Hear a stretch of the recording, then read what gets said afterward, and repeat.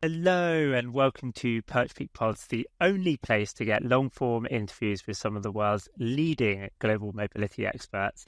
Absolutely delighted to be joined today by Cheryl Craig, a leader that needs no introduction but has had a dizzying array of in-house roles at some of the world's leading companies. So can't wait to jump in. We've got a jam-packed agenda today. Just before we do, just wanted to say to everyone who's listening, thank you so much for the support. If you are listening, please give us a review on Spotify or Apple or wherever you're listening, and pass it on to a colleague or peer. Really helps us to keep the shows going. Cheryl, you've done so many interesting roles. I literally don't know where to start. But why don't you start just by telling us a little bit about how you got into the world of mobility? Yeah. And then we can crack on from there. Thank you so much, Paul. I'm really excited to do a podcast, my first ever. So nice, pretty exciting. Exciting. Yeah. Getting outside of the Zoom a little bit. Exactly. So yeah, I started out my career actually at one of our tax firms that we love. I went to school for international business and I started out in a sales career. I'm like, how am I going to get myself that international experience that I wanted? And there actually was an opening for a paraprofessional position within the Expat Tax group over at PwC. It was an amazing experience. I got to really see, what a tax firm actually helps with all of their array of clients and client needs. And I supported the partners, right? So I got a different view too of how they really run their business. Wow. And so, yeah. What a start. What a place to start. Yeah. And then I dove in. I was promoted to be a tax associate. So I learned all things expat tax. I had multiple busy seasons. And it was a great first exposure for me into the world of global mobility. That's awesome. And as you say, such a good sort of foundational place to start. I did not realize that. And one of the things I did want to cover is you're a two-time assignee, to two different locations, two different situations. It sounds like you really wanted to have that international experience from, I guess, quite an early age if you studied international business. Yeah. Tell us about how those assignments came about and where were they and how did they go? Yeah. So I actually started out wanting to go on assignment when I was in school. And during my degree, it was a mandatory requirement for my degree that I study abroad. So I studied at Spain. And I remember having the conversation with my parents, like, it's mandatory. I can't graduate unless I do this. So it was a huge sell. So that experience really opened up my eyes to, this is what I want for my career. I want to look at times throughout my career where it made sense for me. Yeah. So the first opportunity that I had was when I was at Bain. And for Bain, we had a lot of assignments for professional development. And the program was actually incredible. So allowing our consultants to go and choose a place where they wanted to work for 6 months that, made sense for the location, for their development. And it was a great opportunity for them to be excited about and stay at Bain. So I saw that. I was a big part of the process. I'm like, okay, how do I get in? I need to be developed. Exactly. So I was able to build a business case. I went on assignment to Belgium and I had the opportunity to visit all of the offices in Europe and really understand a lot of what the experiences were that the consultants were going through. And it was my first opportunity to really see, okay, what does getting housing look like in that market? How do they integrate with the office? How do they integrate with the culture? What happens when they get back, right? How do they take that experience and actually, help promote and grow back in their home office? So it was incredible. And I think it was my first opportunity and eye-opening experience where you're in charge of your career, right? So if you want an experience, you have to go for it and not necessarily get something handed to you. Yes. So tell me a little bit about that, because I think across our, or across consultancies, law firms in general, they're quite good at having these 6 months development, go Yeah. elsewhere, come back, etc. But normally it is sort of kept back for the fee earners, the billable consultants / lawyers or whatever Yes. the industry in. Sounds like you maybe had to circumvent the normal process a little bit and be like, hey, this should be something accessible to internal teams as well. Exactly. Like, what did that look like? I can imagine people listening being like, I want in on this. Like, what did you do? I think that's a part of our jobs, right? We have so many great programs that we offer.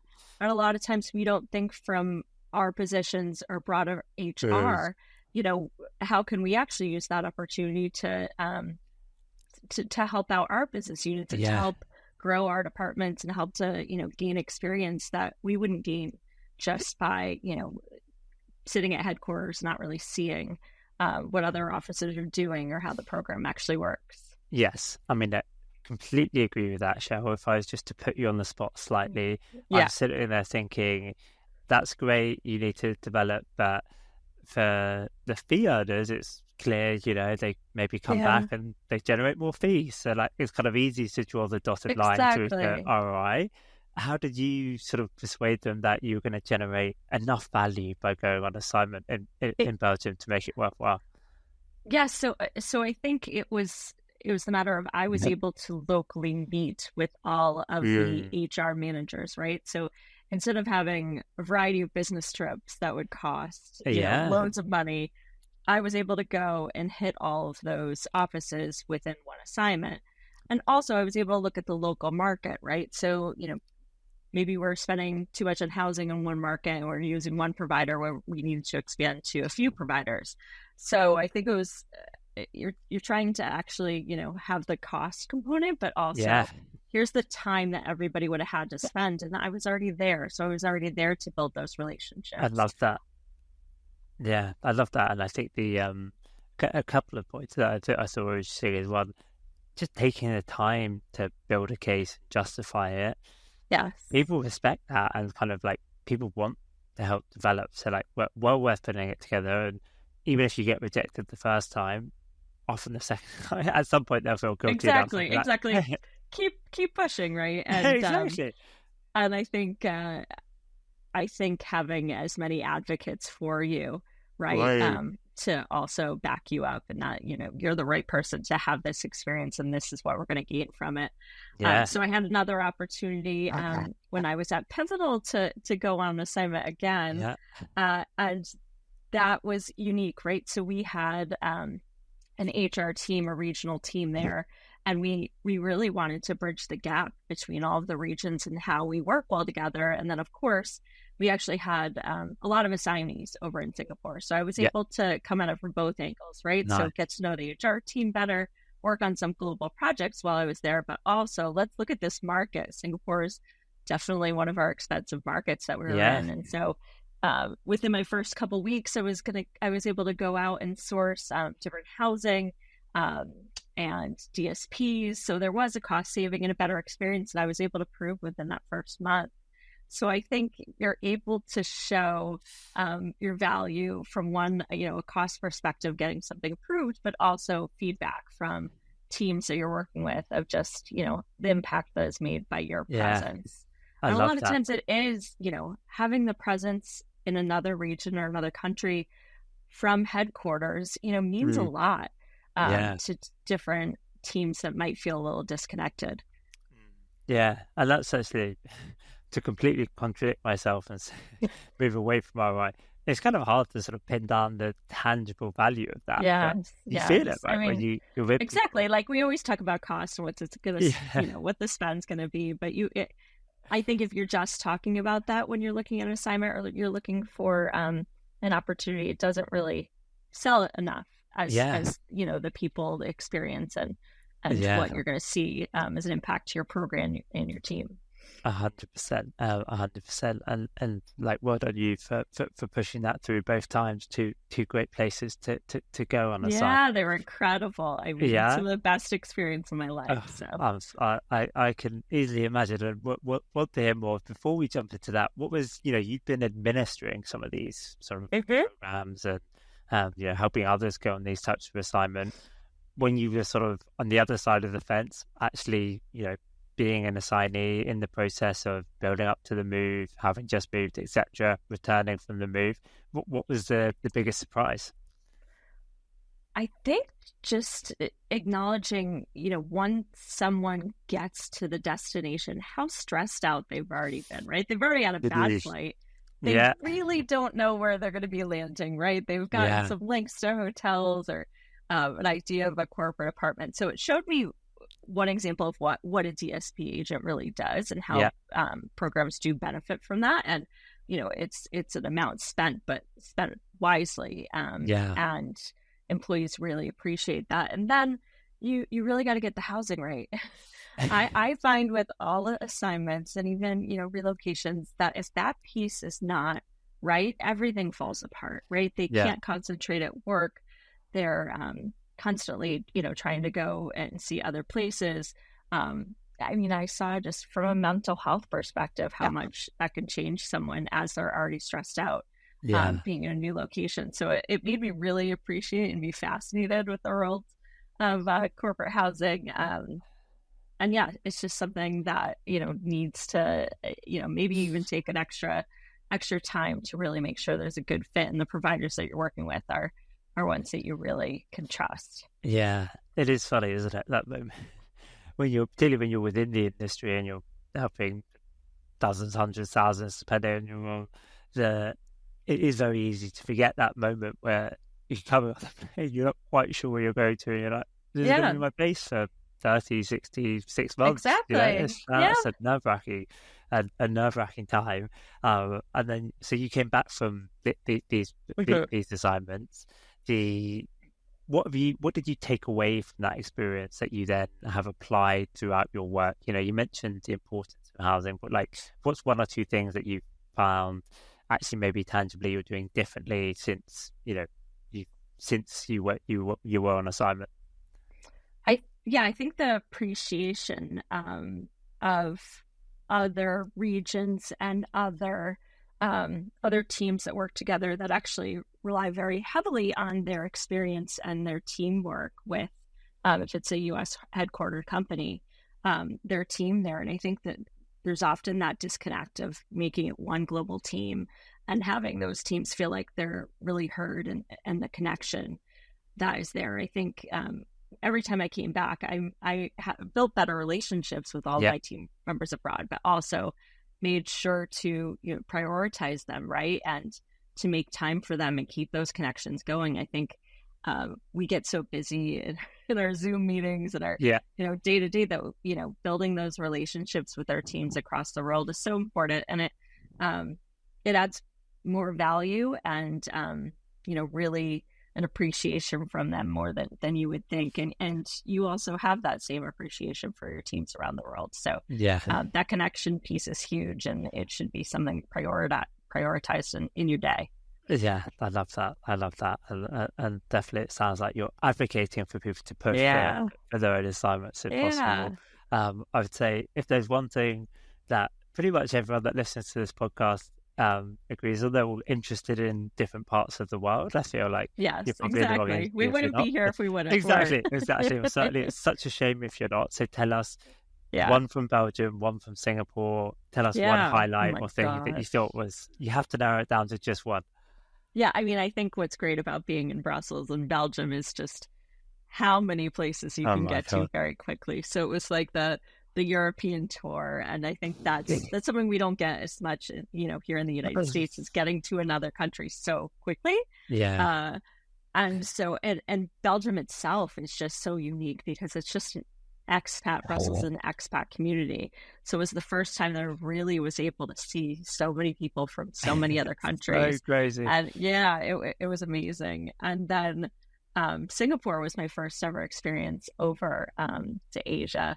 And again, Singapore is just this huge expat community, and it's very unique. As you're taking people from all over the world, but also everyone getting used to a new city and a new culture. There's great experiences that you have with other people on assignment, and they were two natural cities to really have that shared experience with others. Yeah. So that was really fun.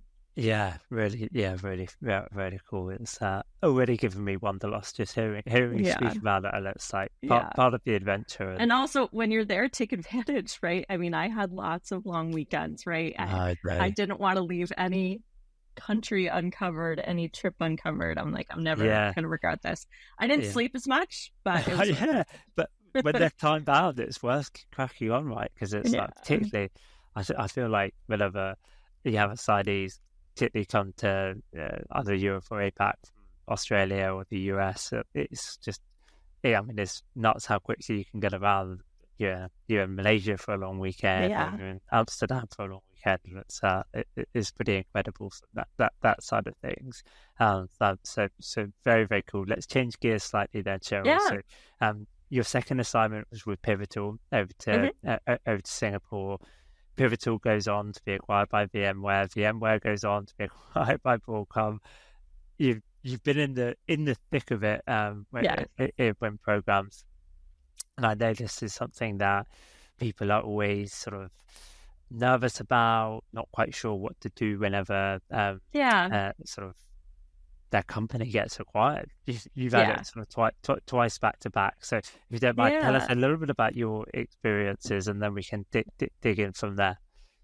Yeah, I think, I mean, what I learned the most is to not make assumptions right away. So to not make an assumption of, how the experience is going to go personally for you, or, are you going to get hired or not hired? What's going to happen with your vendors? What's going to happen to your teams? It's good to let it settle in a little bit. Yeah. Right. And there's tons of news headlines and gossip, and so much of that might not be true. Yes. So that's what I really tried to take from it originally, is just sit back a little bit, calm down. Yeah. And also the importance of, from a manager, you're not just responsible for your reaction.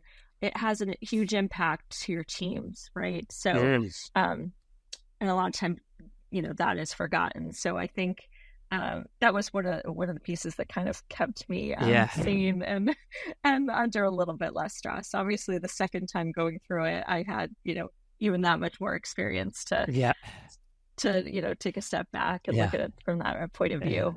This is definitely off piste a bit, Cheryl. But I thought that was really, when you said it's hard when all of a sudden your company's in the public eye all the time, and there's exactly. And what do you do if your team is like sharing, they're nervous? Like, how do you try and keep them motivated when you might not know anything more than they do? They're seeing news articles saying contradictory things, whatever it might be. Like, what do you tangibly do to try and sort of keep them? I mean, I think being as honest as you can that you're in the same boat. True. Right? We're all in the same boat. We're all in the same team. And as we learn things, we'll adapt. But at the end of the day, we still have our employees and assignees that we're looking after. Yeah. We still have our job to do. So, so you have to, take both sides of things. I think that's part of our role is really also being, the stress-free, person for an employee that's already going through all these changes and under so much stress. And then they're thinking of how it's going to impact them, or they might be a foreign national thinking about how it's going to impact them. So we do still have this responsibility to really also be calm for them. So I think taking that step back, I mean, it's not to say it's not going to affect us personally, but also, we need to balance that piece of it too. I think that's something that Karen from Unity mentioned that's always stuck with me, is that actually, like, it is obviously a huge impact potentially on the mobility function, but like your core customers and the mobility team are often even more stressed. Exactly. It's layoffs, but it's similar, right? It's like if you're actually on assignment and there's an acquisition, you're like, am I going to have to move countries? What's going on? So it's actually some of the time where you can lobby and do really impactful work for your core customer base, even though that is a very stressful time. And that's where I saw my teams really leaning in, right? Is okay, this is the impact I actually can make right now. This is, the part of my job that is incredibly important. And, what's always important to us is really, creating that experience for our employees and supporting them in these difficult times. So, I mean, for us, it's always, a balance of your mental health as well, right? You're not going to be 100% on every day, and acknowledging that, right? Like 100%. maybe something needs to be pushed off today that, could happen tomorrow when you're in the right state of mind. So both teams, it was really kind of monitoring that. And we're not going to be on and 100% one day, and we might not be our best self one day, but we're going to support each other as a team and really, use each other, as therapy and, have discussions within our teams. So both times, I mean, I had great, incredible global teams that really, cared about each other and were willing to kind of like help out and have those difficult conversations and appreciate when somebody was going through a rough time. Because the first acquisition was pretty quick. The second one was quite long, and had its waves. And we actually went through the waves at different times. So just acknowledging someone was at the other end of the wave, and needed a little grace. Well, thank you for sharing. And I think that's a very beautiful way of putting it. Saying needed a little grace is it is a nice way of putting it. Let's go back to the sort of end of that first acquisition. So I believe that was sort of end of 2019, start of 2020. So you're sort of starting to get ramped up at VMware just as the pandemic hits. That VMware then goes to pretty flexible remote working policy. Tell me about that. I mean, what a crazy time. I mean, absolutely crazy time. And and personally, I was experiencing, so I was just about to go on maternity leave. So when I came back, right, we're coming back from the pandemic. What does the world look like for me, for a new company, a new program? But also we're not moving people around the world right now, right? Like our traditional assignments and relocations were put on pause. So what was great about VMware is, they were definitely ahead of the game of remote work in general, and were able to quickly pivot to how do we use this? How do we, support our remote employees? How do we, maintain our employee base, have little attrition? So I think way ahead of the game, we created an employee requested move policy. So really looking at, okay, what does the future of work look like? And all of a sudden, global mobility has a seat at the table. And we're like, you know what you guys are doing. You know how to do this. You know how to set it up. And that was a pretty unique experience for our team that came over from the acquisition and the larger team in general to make an impact really quickly. And so, that program was a lot of fun. I can imagine. I'm very much looking forward to digging in. Tell me a little bit, because you go from a world with this sort of traditional program, traditional stakeholders involved. Then this new group is thrust in, and it's like a pretty C-suite priority, as you say. So who are you working with that's different when you're in this world with, when you have a seat at the table and it's suddenly a big priority to make sure that you can do it? Like, what's different in that scenario? Who are you working with, and like, what were the tasks that you were doing differently? Yeah, I mean, what was great about the Future of Work project is they were taking people from all parts of the organization that do work together, but not so closely, not all of the leaders working together to really see, okay, from an operations perspective, how will this new remote workforce look like? What opportunities do we want to give to our employees? So, right, you have finance involved. You have, all of HR involved, up to the chief people officer. You have each of the regional leaders, as well as, heads of the business units, right? They want to see this working out for them as well. So we were able to make an impact pretty quickly because we've already worked with all of the different leaders of each function, right? So, and we we've done remote work, right? So nobody talks about we've done remote work in the past and we've had employees go and do this. But we also, I mean, a lot of us are pretty involved with the business traveler program, right? So this has a, really huge tie-in between, having somebody work remotely or having business travelers that you're keeping track of. So I think that was unique. And that we were able to kind of come to the table and say, okay, we already know how to do this. How do we help facilitate this huge program that we want to offer to all of our employees? Yes. And how did you go about making that scalable? You touched a little bit on the intake form, but let's get into the nitty-gritty here for how it actually all worked. Yeah. So what was first needed to be created was a policy, right? So what would it look like if you wanted to move remotely? How would that affect compensation? What are the steps that you would take as an employee and as a manager to do so? So I think having that policy, and then, how do you actually take all that interest and what do you do with it, right? So I think originally there were so many requests coming through. So we actually worked with our tax provider on creating an intake form to really get all of that information. So of course, that creates its own level of difficulty, right? Because, you need to look at it. Immigration will look at it. You have tax involved, you have benefits involved, you need the proper approvals from each of the business leaders and, looking at the total cost, right? So we actually ended up towards the end actually creating our own tool to do an intake. So that was a tool that was able to really keep track of everything coming in, approvals, where the actual workflow of who it sat with.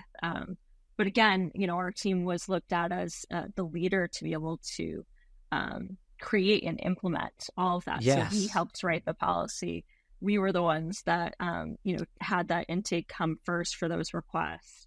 And really, a lot of it was education, right? Like, how do we review someone who wants to go on either assignment or work remotely permanently from another location, and how many different avenues we need to look at, right? So we need to see, do we have an entity? We need to see, are they going to be able to get work authorization? Right. What's the compensation change going to look like? What are the benefits going to look like?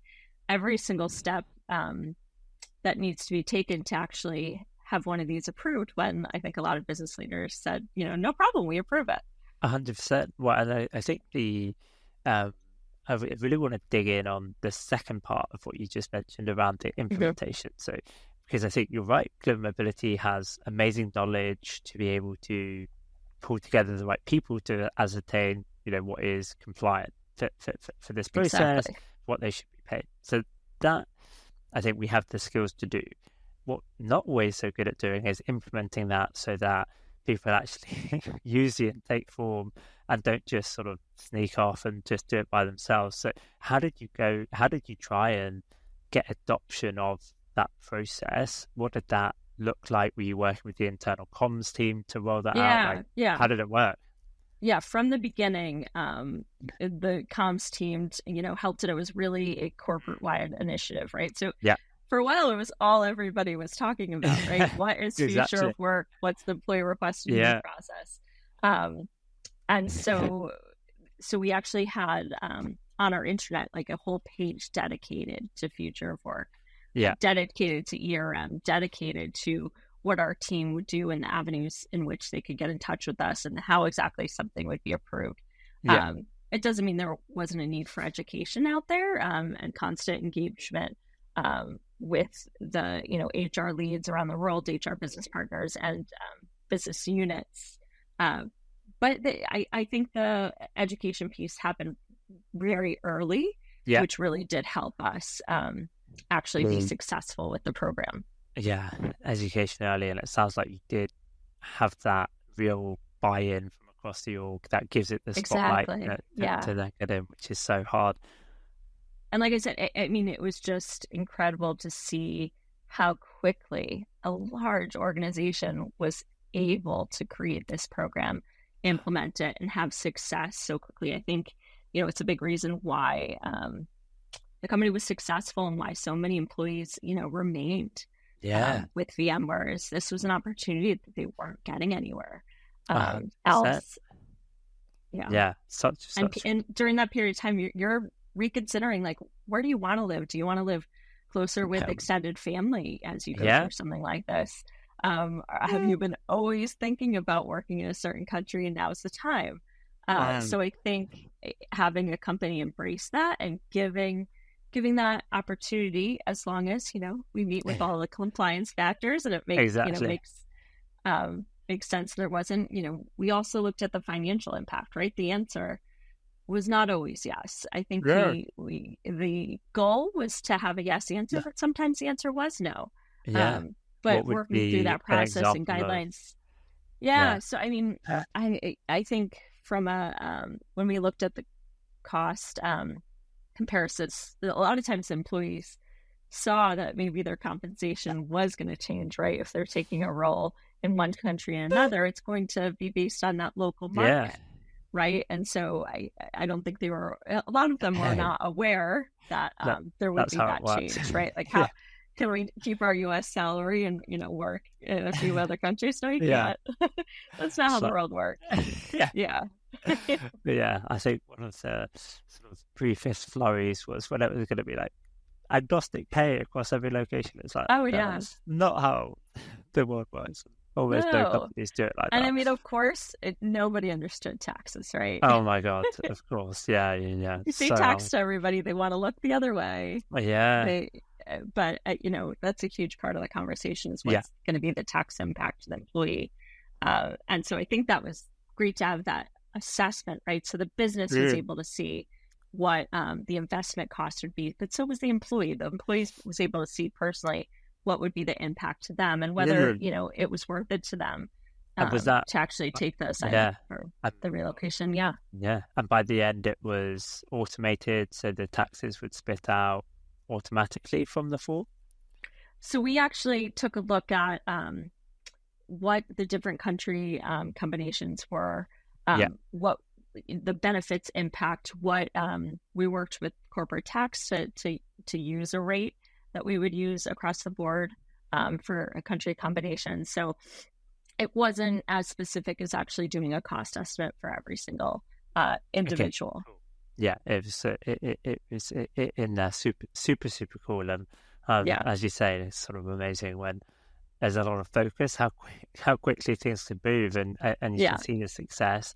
It's, there was a little bit of a pull from the fact that lots of employees were just asking it, but as of that injected urgency, you mentioned it was working very well pretty early on. How were you sort of tracking the success of it? Like, because I think people are always uncertain as to how do they know if their remote working policy is working.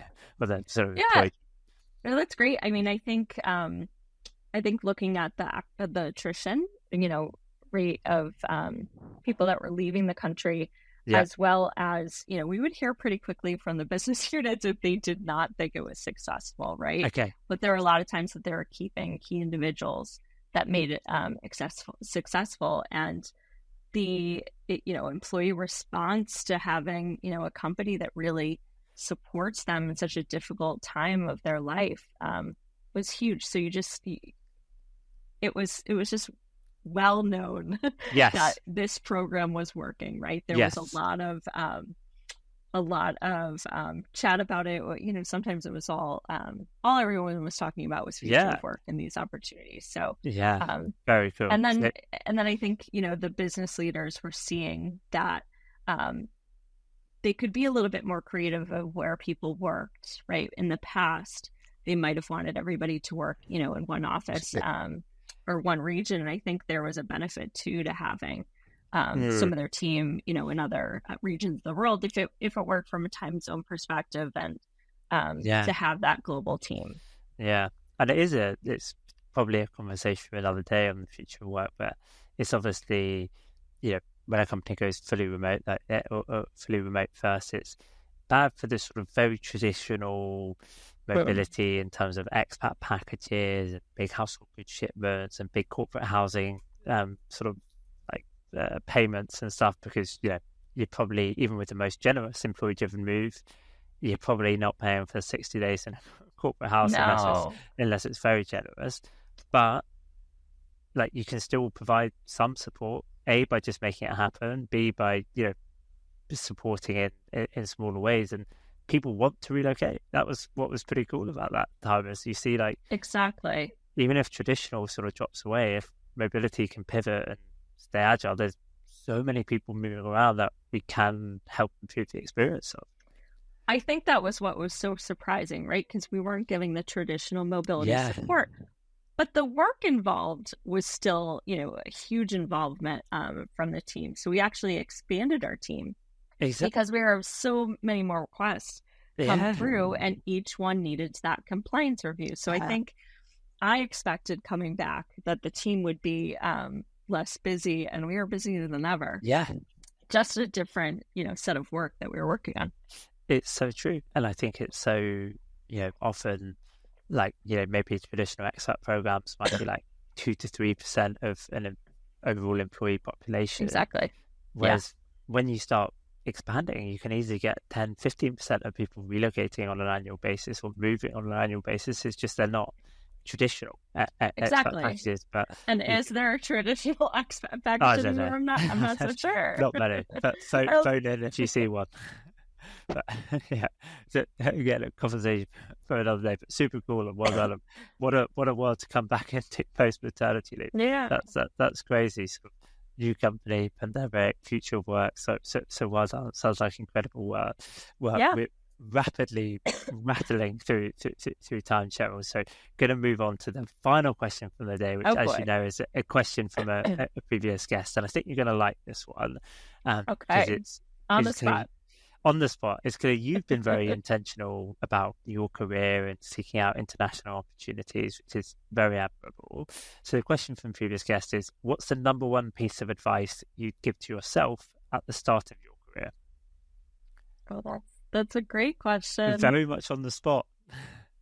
I think looking for those opportunities doesn't have to happen later in your career.